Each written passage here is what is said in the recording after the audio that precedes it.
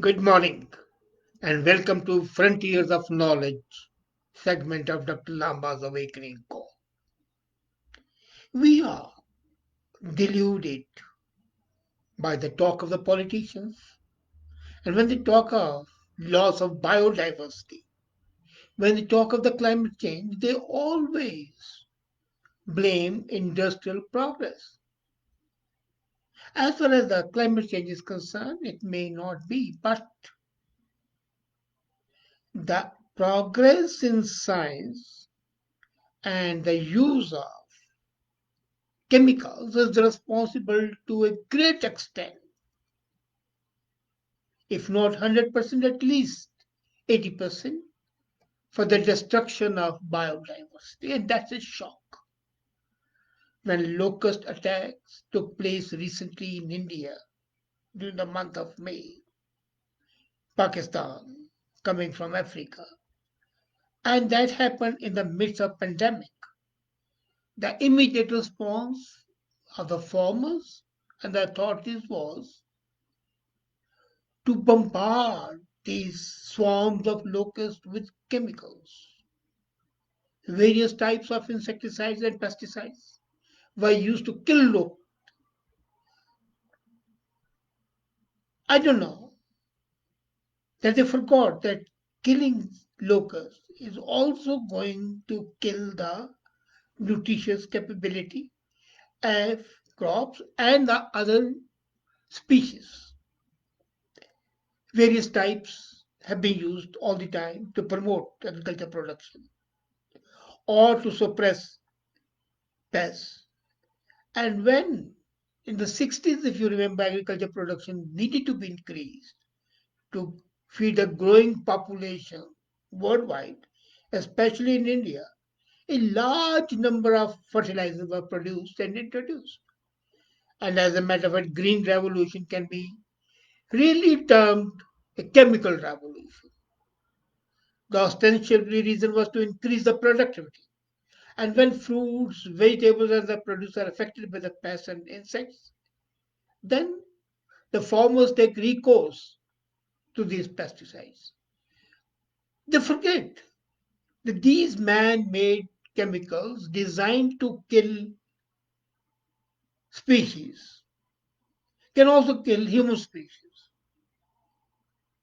In the process, we get forgot that human beings are living beings too, and they would cause a similar effect on the human beings. And result, we killed some pests, but we killed some useful pests, species as well, butterflies. Imagine.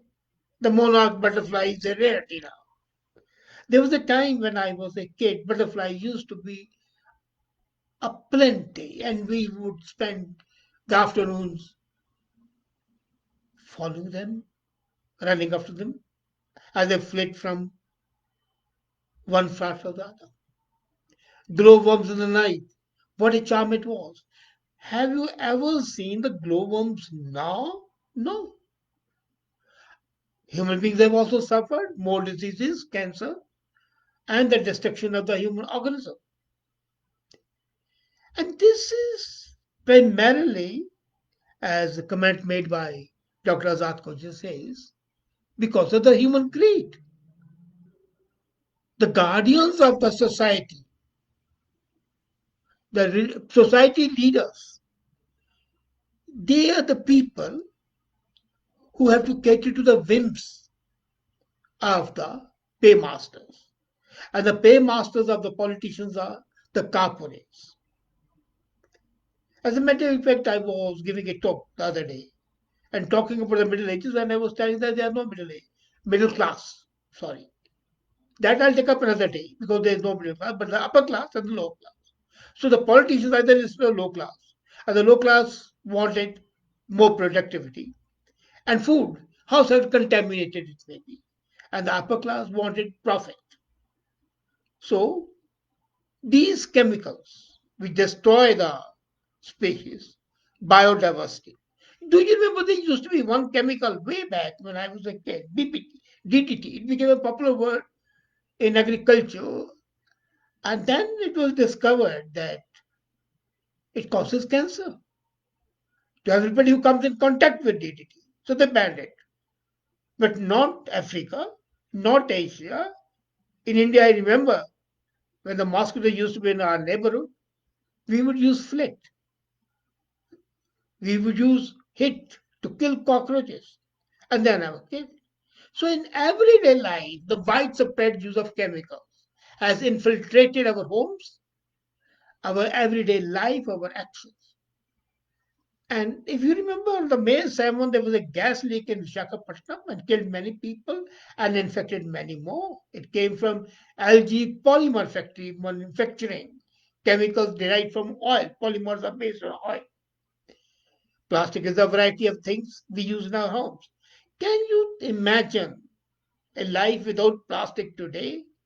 Whether it's machines, vessels, water, food storage, your crockery, disposable crockery, throwaways, and then all of that depends on the hazardous chemicals. And then look at the cows. I mean, I was amazed in cows, when the plastic bags are thrown out, they digest those, they eat those bags, plastic bags. Their bellies become distended and they die in pain. So you worship on the other side, the other one side, and on the other side you kill the cows by making them ingest plastic. You remember the Bhopal gas tragedy where more than 3,000 people were killed in one night because the carbon Union Carbide factory exploded. The point is, if you have to run the world, then you have got to take proactive steps. But do we take those steps which go against the order of the nature? I agree we need more food. But have you ever noticed that how much food is wasted? If the food is properly used and conserved, you won't have to use these chemicals which are extremely harmful. And as I said, they're destroying the biodiversity. Look at our marine life. In marine life, more than 3,000 species have been destroyed. On the land, more than 68,000 species. And I'm including all the types of insects and worms. 67,000 was the latest figure given in Royal Society proceedings. 67,000 species being lost in a period of 7 years. Then now it's not only the loss of the species, the mutation that takes place, the mutation of the living organisms, which are human beings as well. So the mutants, the growth of the cancerous cells, the loss of the biodiversity, is it worth the Green Revolution in India in the early 60s encouraged setting up of those chemicals? And then we became a country where pollution is the maximum. Of course, China overtook us later on. But do you believe, for example, there's a place in Gujarat called Vapi, and then they say that you are 100 kilometers away and you start smelling it, and the disease incidence, especially cancer, is the highest among the world over there. The first use of the man-made chemical for commercial purposes was 1736 in England. Sulfuric acid was used to dye, to make dyes for the clothes. Then chemicals of the production of rubber followed. Then dyes of the paints are the most hazardous, we are aware. Fertilizers and the pesticides and petrochemicals. The artificial cloth, cotton gave way to nylon, rayon, terylene, acrylic. Recently on June 5, we celebrated the World Environment Day and I wrote a piece. How we are in fact criminals destroying the biodiversity. the biodiversity of which we are a part, and we are leaving it aside. What we need is a time for nature. Nature's life got time to regenerate, and those species, if given the proper environment, they can come back. You see, in the lockdown, when the nature was given time to reset itself, we saw the water of the Ganges without spending money, which was spending millions and millions of dollars, became potable. People could drink. For the first time, dolphins were seen in Calcutta, the dirtiest water, Bay of Bengal. But I was really amazed when 3,000 kilometers inward near Meerut, which is an industrial town near Delhi, dolphin was seen in the river Ganges. Can anything be more charming? For the first time, people saw the birds flying after years, chirping, the sound, the music of the birds. The water bodies started recharging. Trees, grass, mangroves grew further. Birds and animals regained their everyday activity. And this unlocking from the recent past, as seen in the pandemic, begins. And we have to find the new ways of organizing our economy. It is useful to remember always that chemicals build biodiversity, pollute water bodies, contaminate soil, choke the air.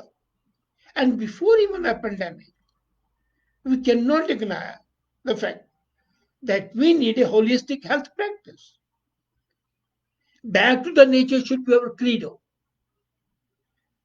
When I was talking in a seminar recently, it was webinar, and I said that we can go back to nature and imagine we have got beautiful natural clothes, cotton, silk, pure wool. Now we don't see the pure wool at all. Silk is a rarity. When you wear silk, as I do habitually, you would find the comfort, the sense of luxurious life that it gives. Cotton, the comfort, cool in summer, warm in winter. What more do you want? So what do you do is give time to nature. And I was happy that UN for the first time did something sensible when they said this Heritage Day, World Environment Day, that we should think of time back to nature or time to nature. That was the theme. We have got to eliminate the destructive chemicals from our life. Otherwise, the whole ecosystem of the planet is in peril.